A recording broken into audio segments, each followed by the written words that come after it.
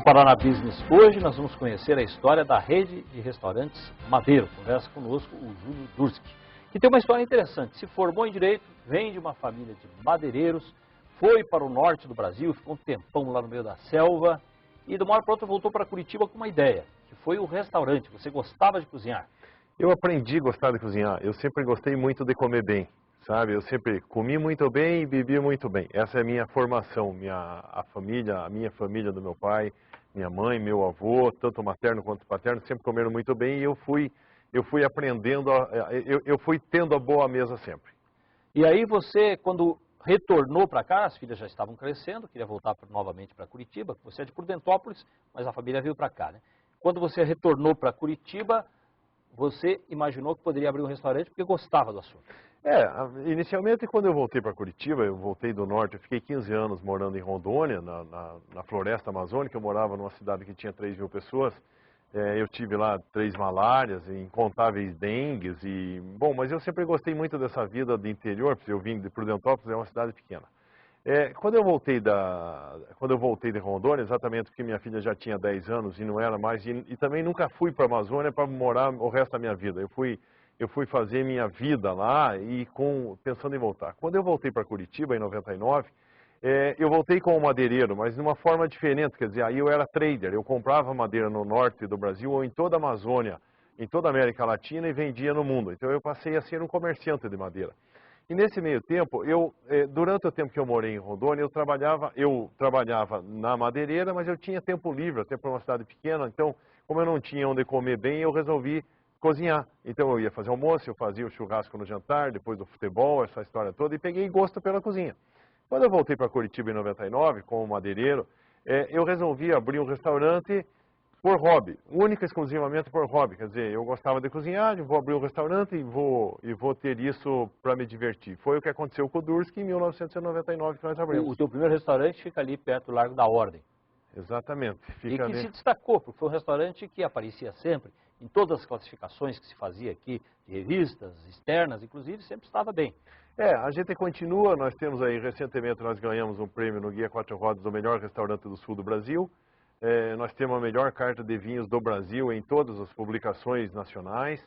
Eu sou o chefe do ano passado, do ano retrasado, na revista Veja, na Gazeta do Povo. Em todas as que teve essa eleição, essa votação, eu fui o chefe do ano. Eu fui o restaurateur do ano em 2011 no Guia 4 Rodas Nível Brasil. Então está indo muito bem, o restaurante foi muito bem, sabe? A receita está aí então, você faz o que você gosta e o que você entende.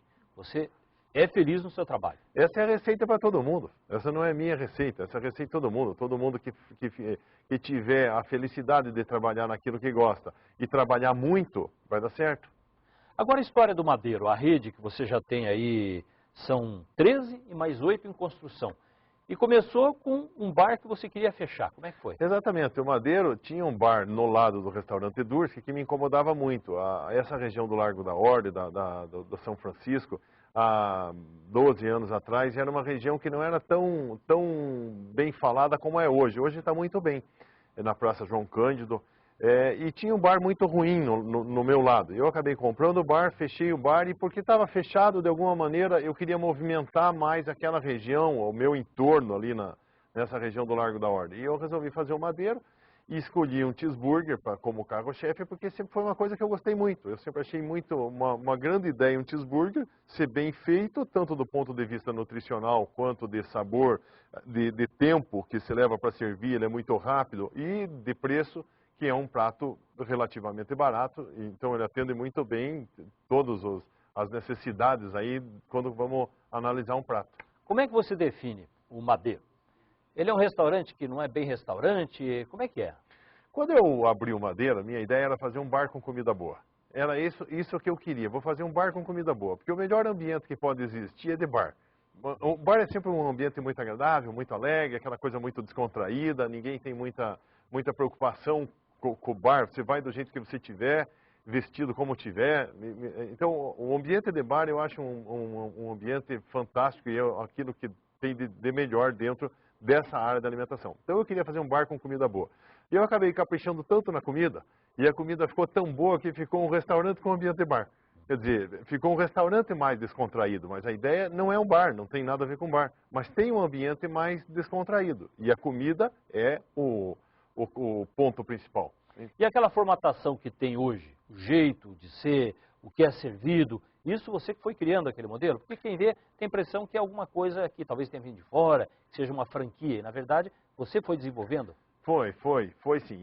Fui eu que fiz, a ideia era fazer um cheeseburger, eu estudei muito, eu sempre gostei muito de cheeseburger, quando ainda o tempo era quando ainda no tempo que o nome era x-salada, que não tinha nem cheeseburger. Eu morava em Prudentópolis, eu tinha aí 13, 14 anos, eu pegava um ônibus para ir até Ponta Grossa, chegava em Ponta Grossa, comia 3 x-saladas e voltava embora, porque em Prudentópolis não tinha. Então eu sempre achei um cheeseburger uma coisa muito boa. Daí eu estudei muito, estudei isso 2 anos sobre cheeseburger. Eu fui para os Estados Unidos 2 vezes, fiquei lá 40 dias numa vez, 30 na outra. Eu fui em 70 dos melhores restaurantes de cheeseburger dos Estados Unidos e conheci, assim, todos aqueles que nas minhas pesquisas me mostraram que eram os melhores. E aí, a partir dali, eu fui melhorando meu conhecimento para fazer aquele que eu achava que poderia ser o melhor cheeseburger possível. Você morava lá em Roraima? Roraima, né? Rondônia. Rondônia, na cidade de Machadinho do Oeste. Você trabalhava com madeira. É daí que vem o nome Madeiro? Exatamente. Madeiro. O madeiro vem de eu ter sido madeireiro.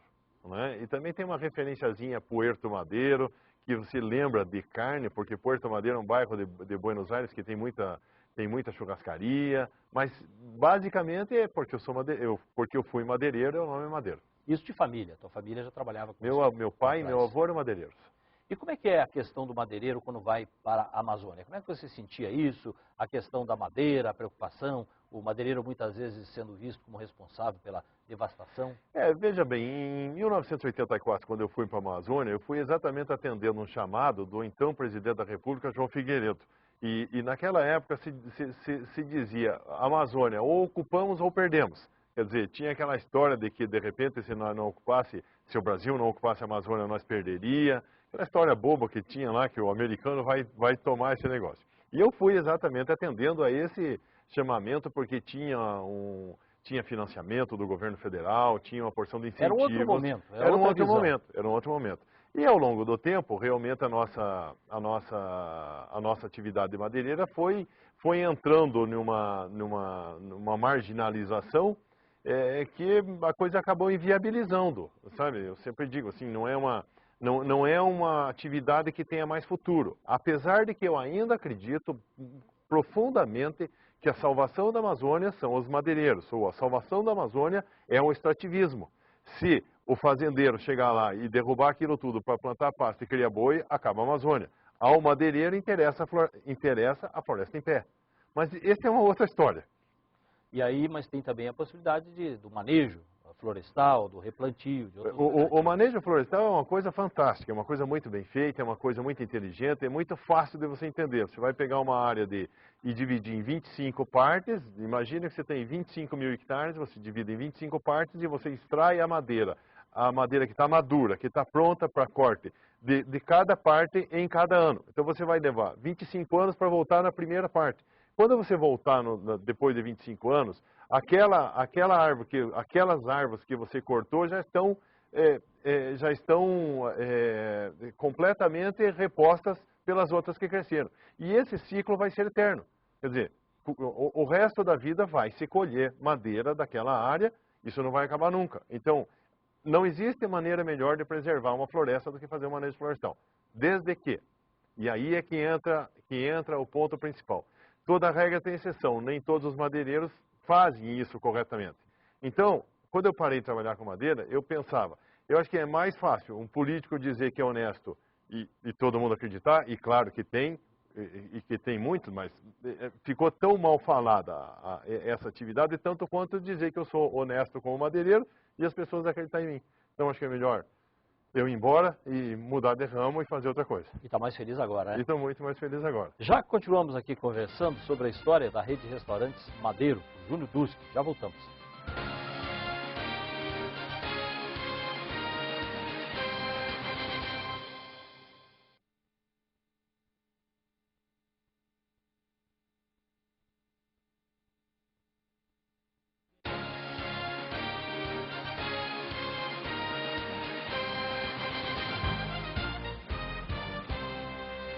Nós estamos conhecendo hoje aqui no Paraná Business a história da rede de restaurantes Madeiro.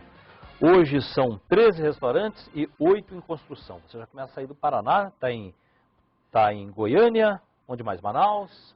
Santa Catarina, estão em Balneário Camboriú, fazendo em Joinville e construindo em Manaus. E até onde vai a rede? Ela se transformará em franquia ou você sempre vai querer ser proprietário para controlar o trabalho? Não. Franquia é uma coisa que a gente não tem nenhuma intenção, até porque nós já tivemos no início uma experiência com franquia. Alguns dos nossos restaurantes inicialmente eram franquias e eu achei que isso não é... Eu não consigo manter a qualidade em uma franquia com um franqueado como consigo manter sendo minha, como sendo nossa própria, quer dizer... para fazer restaurante, para ter restaurante, antes de mais nada você tem que gostar dessa atividade, você tem que ter qualidade como o teu ponto número 1, como o teu objetivo número 1, e não, ganhar dinheiro não é o objetivo número 1 nesse ramo do restaurante. Ganhar dinheiro tem que ser uma consequência do teu trabalho, tem que ser consequência da tua qualidade. E se tiver que passar um mês, 2 ou 6 ou um ano sem ganhar dinheiro, você tem que passar. Nestes restaurantes centrais, quando você passa na frente, geralmente tem fila. Aí está uma amostra do resultado? Bom, eu acho que a questão da fila, eu acho que todo restaurante, todo dono de restaurante quer que o restaurante esteja cheio, que o supermercado esteja cheio, tudo tem que estar cheio. Quer dizer, essa é a ideia. Graças a Deus, os nossos restaurantes estão cheios, a gente tem fila que chega às vezes a me incomodar, porque o maior motivo da gente ter feito tantos restaurantes está exatamente na fila. Não porque eu quisesse ganhar mais, eu atender mais e ganhar mais dinheiro. Não era meu objetivo quando fiz mais restaurantes. O meu objetivo era atender cada vez melhor o meu cliente. E quando o meu cliente estava 1 hora na fila, isso me incomoda demais. Porque isso não é atender bem um cliente. Atender bem um cliente é estar esperando na porta, quando ele chegar, levá-lo à mesa, isso é atender bem o cliente. Mas quando tem fila, bom, esse é um problema bom, de qualquer maneira. Mas eu preciso, e isso é minha obrigação, fazer com que essa fila diminua. Então eu vou e faço mais um restaurante para que eu pegue parte desses clientes e leve para o outro. Bom, a gente está fazendo isso, já temos 13 e eu não consegui diminuir a fila. Mas, de qualquer maneira, é uma tentativa. Mas o objetivo principal de coração é diminuir a fila e que a gente foi fazendo mais restaurantes. Eu fiz recentemente agora, inauguramos um restaurante no Jardim Social, na Avenida da Nossa Senhora da Luz, aqui em Curitiba. E eu fiz muito próximo do restaurante que nós temos no Cabral. Exatamente porque o Cabral é o restaurante mais cheio. E nós abrimos a 5 minutos de carro um do outro para poder diminuir e diminuir a fila e atender melhor meus clientes. Como é que você sente a reação? Por que é que você acha que a ideia emplacou? Bom, tem vários fatores no restaurante que você tem que observar para dar certo. A primeira coisa no restaurante para dar certo, você tem que ter comida boa. Sem comida boa, neste ramo não dá para falar nada. Você tem que ter um atendimento bom. Sem atendimento bom também não funciona, porque o cliente vai ficar chateado. Você tem que ter preço bom. Essa é outra coisa muito importante. E preço bom não quer dizer só você tem que ser muito barato. Você tem que possibilitar para que uma grande faixa da população possa vir no teu restaurante. No nosso restaurante no Madeira, uma pessoa pode vir jantar no Madeira com R$20. Quer dizer, um cheeseburger júnior e uma Coca-Cola e a taxa de serviço custa R$20. Quer dizer, com R$20 ele vai poder estar num restaurante de alta gastronomia. Mas se ele quiser gastar mais, se ele quiser tomar um vinho importante, um vinho mais caro, comer outras coisas mais caras, ele também pode. Quer dizer, então, o preço bom, eu acho que é isso. O preço bom é você ter um serviço e uma qualidade, um ambiente que valha mais do que aquilo que você está cobrando dele. Mas que, com R$20, a pessoa pode ir no restaurante. E o outro restaurante que é o mais refinado, que é o Durski, que é um restaurante aqui muito famoso em Curitiba. Esse você mantém com que objetivo? É retorno? Ou é onde você se realiza, porque você gosta de ir para a cozinha? Como é que é? Este é um restaurante onde, sem dúvida nenhuma, onde eu tenho muito prazer em estar na cozinha, em trabalhar nesse restaurante, porque eu não me prendo a nada, eu tenho um cardápio completamente livre, então tudo aquilo que eu aprender, que eu viajar e que eu tiver uma ideia, eu posso ir fazer no restaurante. O restaurante é muito pequeno, a gente tem 40 lugares, É um restaurante que não dá lucro de maneira nenhuma, porque nesta atividade, como em quase todas, ou você tem volume ou você acaba não tendo um bom resultado financeiro. Então a gente não tem resultado financeiro no restaurante Dursk, mas tem outros ganhos. Não necessariamente eu preciso ganhar só financeiramente, quer dizer, eu me satisfaço como chefe, eu me satisfaço como restaurateur, eu tenho muito prazer em receber meus clientes e ouvir elogios, eu tenho prazer em receber prêmios Então é hobby, porque você disse aqui antes da entrevista, quando a gente faz uma coisa e não ganha dinheiro com aquilo, é o nosso hobby. Para você acaba sendo um hobby. Nesse caso, o restaurante Dursk é meu hobby, esse não é meu negócio, exatamente, ali eu me divirto. Mas a ideia de fazer a maior carta de vinhos, de dar mais opções, essa mudança que nós tivemos comportamental, procura pelo vinho, como é que isso funciona como complemento? Olha, isso primeiro, o restaurante Dursk é um restaurante que tem o principal cliente do restaurante Dursk sou eu. Então, eu tenho o restaurante para fazer, eu faço tudo aquilo que eu gosto muito de comer, que eu gosto muito de beber e tenho o prazer de receber outras pessoas no restaurante. Mas eu fiz para mim, na verdade, como hobby eu fiz o restaurante para mim. Eu gosto muito da boa mesa e a boa mesa é comer bem e beber bem. E aí nessa história do vinho é uma coisa que foi crescendo, sabe, a gente foi fazendo cada vez melhor, fui me dedicando mais. Eu tinha a oportunidade na época que eu fiz o restaurante, que eu viajava muito ainda como madeireiro, quando eu comprava e vendia, eu ia todo mês para a Europa vender madeira. Então, quando eu ia, eu podia trazer na minha mala lá 12, 15 garrafas de vinho importante, vinhos antigos, vinhos que não se encontra mais. E isso durante 5, 6 anos. Quer dizer, então com isso, e pelo gosto pelo negócio, eu acabei fazendo a melhor carta de vinho do Brasil. E isso tem um fato interessante. Você tem que fazer aquilo que gosta. Eu sempre digo, eu sou polaco. Tem 3 tipos de polaco. Polaco bêbado, polaco que parou de beber e polaco que morreu de cirrose. Não é? Então tem que gostar do que está fazendo. Mas hoje, no seu dia a dia, você consegue se dividir? Você vai ter mais de 20 restaurantes. Como é que você vai manter a qualidade? Porque você disse que tem que continuar sendo dono e controlar tudo isso. E, ao mesmo tempo, a qualidade do atendimento. Como é que você cuida disso tudo? Sem dúvida nenhuma.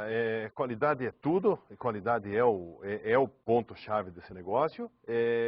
Mas junto com o crescimento do número de clientes, por exemplo, cresce a estrutura que a gente está montando. Hoje, meu departamento mais importante do restaurante Madeiro é o meu departamento de qualidade. São 12 pessoas que trabalham comigo avaliando e corrigindo, eventualmente, se necessário, a qualidade dos restaurantes. Então, a estrutura cresce junto. A primeira vez que eu fiz um restaurante, que foi o restaurante Dursk, eu fui pessoalmente na minha cidade, em Prudentópolis, contratar o pessoal, porque eu tinha o restaurante era muito focado na culinária polonesa ucraniana e eu queria meu pessoal de lá que tinha essa origem. Então eu acabei indo buscar em Prudentópolis. Eu fui pessoalmente fazer a contratação. Hoje eu já não vou mais pessoalmente para fazer contratação em lugar nenhum, porque eu preciso contratar 80, 100 pessoas todo mês. Então, quantas pessoas trabalham para você hoje? Hoje 700 pessoas. E vai crescer bem mais agora com os novos. A gente passa de 1000 até o final do ano, não é? E para finalizar, Dulce, um último recado aqui para quem está infeliz. Você era um advogado que não queria ser advogado, fez o curso, virou madeireiro por questão de família e depois virou dono de restaurantes, empresário. Como é que é essa mudança? Você aconselha para quem está infeliz buscar um outro caminho? Para você valeu a pena? Eu acho que, sem dúvida nenhuma, a pessoa tem que buscar fazer aquilo que gosta. Nem sempre isso é possível. Você pode até deixar de ser madeireiro para ser dono do restaurante, mas você não pode deixar de ser médico para ser advogado. Você não deixa de ser advogado durante 20 anos para depois você ser dentista. Quer dizer, aí é uma questão de se achar, de encontrar aquilo que você gosta de fazer. Ou de se encontrar dentro da profissão. Mas fazer aquilo que gosta é a receita do sucesso. Isso é básico, a gente sabe que isso essa receita vem dos primórdios. Tá certo. Parabéns aí pelo resultado. Sucesso para você nessa jornada. Muito obrigado. Muito obrigado. Até a próxima. Nós vamos então para o intervalo. Na sequência nós temos o nosso bloco de turismo aqui no Paraná Business.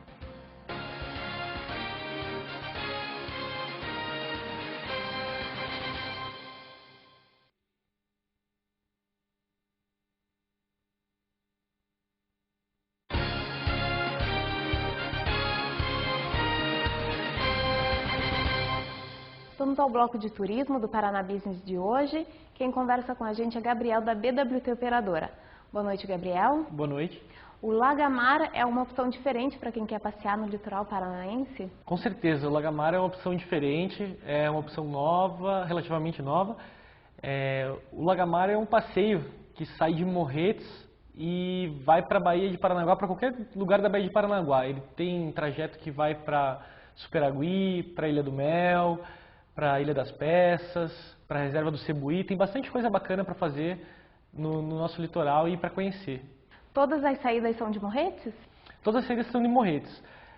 Tem algumas exceções que podem ser feitas de outro lugar, mas as saídas normais são feitas de Morretes. E quais são os principais roteiros? O principal roteiro hoje é a Ilha do Mel. Na Ilha do Mel é um passeio em torno de 2 horas até a Ilha do Mel, de Morretes até a Ilha do Mel.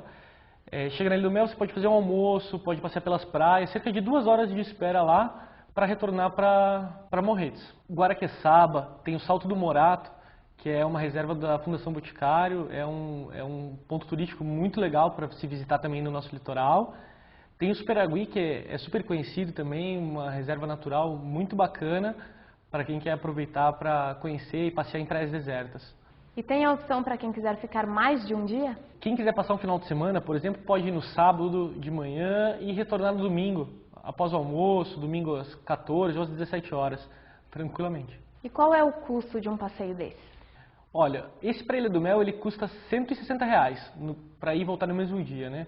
Em qual tipo de barco é feito esse passeio? O passeio é feito num barco que é o chamado Flexboat.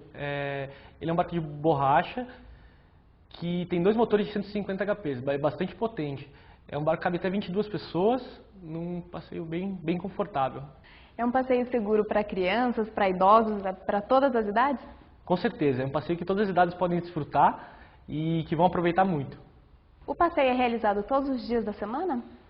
Alguns deles sim, outros são normalmente em finais de semana, por causa eu tenho um número mínimo de pessoas para que ele aconteça, né? Então, diariamente a gente tem o Short Lagamar, que é um passeio curto, é um passeio para quem quer dar uma volta de barco só. É uma boa opção para feriado? É uma boa opção. No feriado você pode ir para a Ilha do Mel, por exemplo, ir na quarta-feira do feriado e voltar no domingo, tranquilamente. E durante o percurso de quase 2 horas, o que as pessoas podem ver de diferente? Olha, tem muitos animais que podem ser vistos durante o percurso. Tem botos, tem pássaros, peixes, tem bastante coisa que pode ser vista no meio do caminho. E no meio do caminho, tem alguma parada para banho, alguma programação diferenciada? Depende do perfil do grupo. Tudo pode ser feito conforme o perfil do grupo, como eles quiserem. Então, pode ter parada para banho, pode não ter parada para banho. Vai variar do que o cliente quiser. E mesmo com chuva, sai o passeio? Não é recomendado, mas o passeio sai com chuvas. Tem um mínimo de pessoas para esse passeio acontecer? Sim, normalmente os passeios têm mínimo de 5 pessoas para acontecer. Tem algumas exceções, mas o mínimo são 5 pessoas. E como se programar para esse passeio? O ideal é reservar com antecedência, para garantir o seu lugar, né? Como é limitado a 22 lugares, é sempre bom reservar com antecedência. Cerca de 1 semana, 2 semanas já é suficiente. É legal também não esquecer de levar a máquina fotográfica para registrar as belas imagens que tem durante todo o passeio. E como as pessoas podem fazer essa reserva? Elas podem entrar no site www.expediçãolagamar.com.br ou através da BWT Operadora, pelo site bwtoperadora.com.br ou pelo telefone 3888-3488, também através do seu agente de viagens. Tá certo, Gabriel. Obrigada pela sua presença. Obrigada a você que assistiu o Paraná Business de hoje. Boa noite. Paraná Business, um estado de negócios. Patrocínio. Vestibular de Inverno FESP. Acesse suacarreirafesp.com.br. E BWT Operadora. Você imagina, a gente te leva. Apoio CBN Curitiba. Realização Band Curitiba.